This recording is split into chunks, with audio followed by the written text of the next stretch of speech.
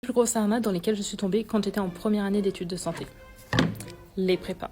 Pour ceux qui ne le savent pas, quand on fait notre première année d'études de santé, donc la PASS ou la LAS, il y a beaucoup d'étudiants qui choisissent, en plus des cours qui sont donnés à l'université, de rejoindre des prépas qu'on paye très cher l'année pour avoir des cours qui sont donnés par des professeurs de ces prépas et également des séances d'exercice. Et je vais vous donner mon point de vue en tant qu'étudiante qui a été dans une prépa, puis par la suite je me suis désinscrite, et qui a également travaillé dans une prépa et qui connaît le fonctionnement interne de ces prépas. Bien sûr, c'est mon expérience, c'est peut-être pas partout pareil, donc renseignez-vous bien à l'avance pour pas tomber sur une prépa qui fonctionne comme ça. Déjà, première chose, ce que les prépas mettent en avant, c'est les cours qui sont faits par des professeurs. Il faut savoir que dans les prépas, il y a souvent des professeurs qui sont référents pour une matière, mais c'est pas eux qui rédigent les cours ou qui font les exercices. Souvent, ce qu'ils vont faire, c'est qu'ils vont engager des étudiants, donc ils sont en deuxième année de médecine, troisième année de médecine, quatrième année de médecine, pour rédiger ces cours et ces exercices.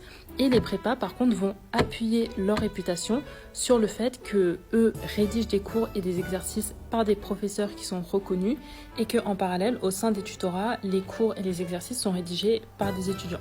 Alors qu'en fait, c'est le même système. D'un côté, vous avez le tutorat qui vous propose des cours gratuitement et qui sont rédigés par des étudiants. Et de l'autre côté, vous avez certaines prépas qui vous proposent des cours qui sont également rédigés par des étudiants, mais qui vont être à 4 000 voire 5 000 € l'année ou plus. Dans certains cas, les cours et les exercices qui sont rédigés dans les prépas vont être relus par les professeurs.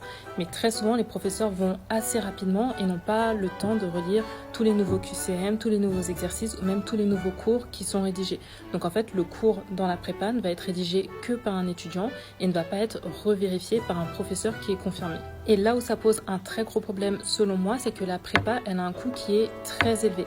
Il y a des personnes, des étudiants qui des fois se mettent dans des galères financières pour payer une prépa, alors qu'en parallèle, le tutorat va être gratuit. Je poste la partie 2 dans une prochaine vidéo, donc abonne-toi pour pas rater la suite.